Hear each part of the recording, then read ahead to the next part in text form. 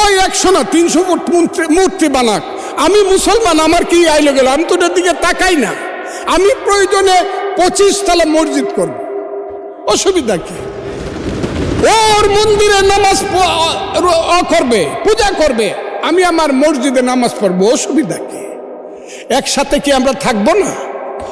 ওরা কি 9% মানুষ, 1.5 কোটি মানুষ, ওরা কি থাকবে না এই দেশের? এদের দেশ। পাগলা নামেই চিনে বাংলাদেশের মানুষ। এই পাগলাটা মুসলমান যে হয়েছে আমার মনে হয় বাই চয়েস না, বাই চান্স। এই পাগলাটা, সংসদের পাগলাটা, এটা যে মুসলমান ঘরে হয়েছে, এটা কি বাই চয়েস না বাই চান্স? ও যে মুসলিম এতে তার আনন্দ নাই, ওর বরং দুঃখ। ওর দাদা পরদাদা হিন্দু ছিল, ও হিন্দু হইতো, এজন্য সে মুসলিম বাই চয়েস না বাই চান্স। এই জন্য তার তো মনে পড়ে ওই সব, ওর দাদা পরদাদা সব ছিল সেন, চ্যাটার্জি, ব্যানার্জি। দাদা পরদাদা মুসলমান হওয়াতে সে মুসলমান হয়েছে, তো এটা বাই চান্স না। এই জন্যই সে হিন্দুদের এত প্রীতি করে।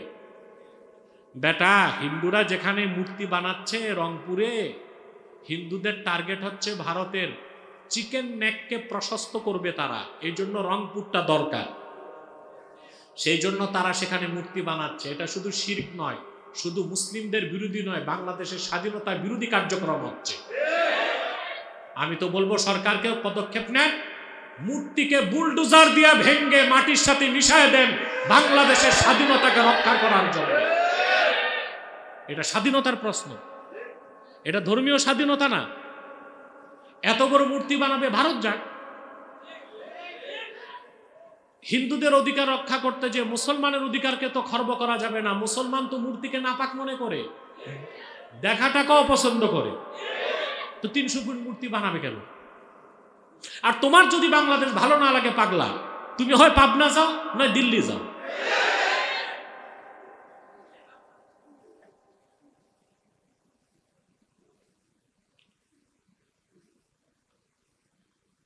আরেকটা জরুরি প্রশ্ন, বাকিগুলো বললাম না।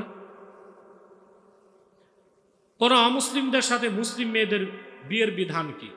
কোন অবস্থায় কোনো মুসলিম ছেলে বা মুসলিম মেয়ে কোন হিন্দু, বৌদ্ধ, খ্রিস্টান বা অমুসলিম জিন্দিকদের সাথে বিবাহিত সম্পর্ক, বৈবাহিক সম্পর্ক করতে পারে না। হারাম, হারাম, কাতআন হারাম। এটাকে বৈধ মনে করা কুফরি।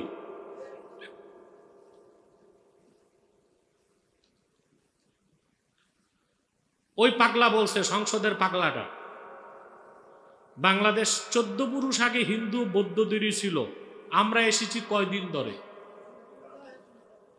এই পাগলা কিচ্ছু জানে না, না ইতিহাস পড়ছে, অতি ইতিহাস বুঝে না। ও চিনে পাতিহাস, ও চিনে পাতিহাস, ইতিহাস পড়ে নাই তো, ইতিহাস চিনে। ওরে বলবে ইতিহাস জানো, বলবে পাতিহাস খাইছি। আরে হিন্দুরা কয় হাজার বছর আগে আসছে উপমহাদেশে। হিন্দুরা আর্য না অনার্য এটা জানে কিনা সে জিজ্ঞেস করে, কথা বলে। আর্যদের আগে অনার্যরা ছিল না? তো এই ভূখণ্ড হিন্দুদের না বৌদ্ধদের না, অনার্যদের, কথা বলে।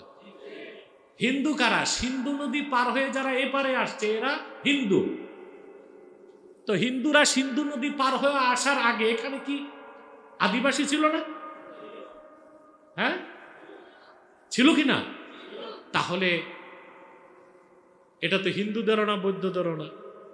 যদি অনার্যদের থেকে আর্য হিন্দুরা ভূখণ্ডের মালিকানা পায়, পরবর্তীতে তো হিন্দুদের অত্যাচার নিপীড়ন থেকে উপমহাদেশকে মুক্ত করতে মোহাম্মদ বিন কাসিম রহমতুল্লাহ ইসলামের ঝান্ডা নিয়ে বর্তমান দেবুল বন্দর, যার নাম করাচি, সেখান থেকে সোমনাথ হয়ে ভারতে প্রবেশ করছে। হিন্দুদের অত্যাচার থেকে দলিত হিন্দুদের রক্ষা করছে, মানবতাকে সমুন্নত করেছে। তারপর শত শত বছর মুসলমান শাসন করেছে, ঠিক কিনা? বাংলাদেশে ইসলাম আসছে বখতিয়ার খলজির মাধ্যমে, তা 1000 বছর প্রায় হয়ে যায়, ঠিক কিনা? অতএব শুধু বাংলাদেশ আর পাকিস্তান না, গোটা সাবকন্টিনেন্ট হিন্দুস্তানের বৈধ মালিকানা মুসলমানের। ফজা পাগলা তুমি নাম তো বলে ফেলছি, সরি।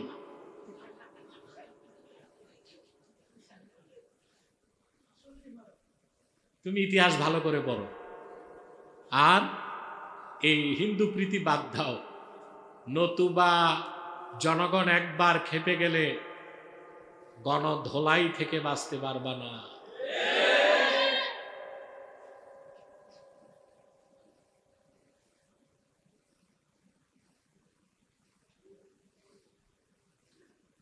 এক পীর সাহেব সমস্ত মুরিদদেরকে একটি রাজনৈতিক দলে ভোট দিতে বলেছেন।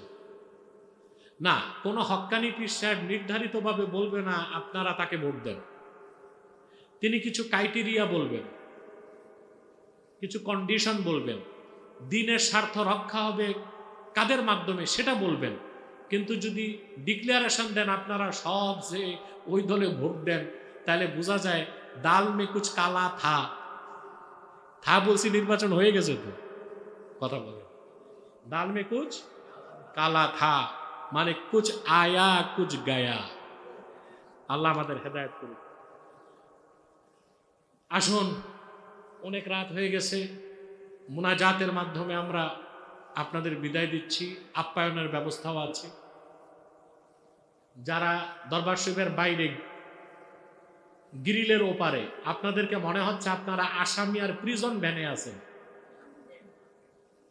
প্রিজন ভ্যান আসামি ধরে একটা ট্রাকে নেয় না, ওটারে কি বলে? Prison van. তো কাছাকাছি লোকজনদেরকে, আত্মীয় স্বজনকে দেখতে উকি দেয় উপর দিয়ে, শুধু মুন্ডুটা দেখা যায়, দেখছেন?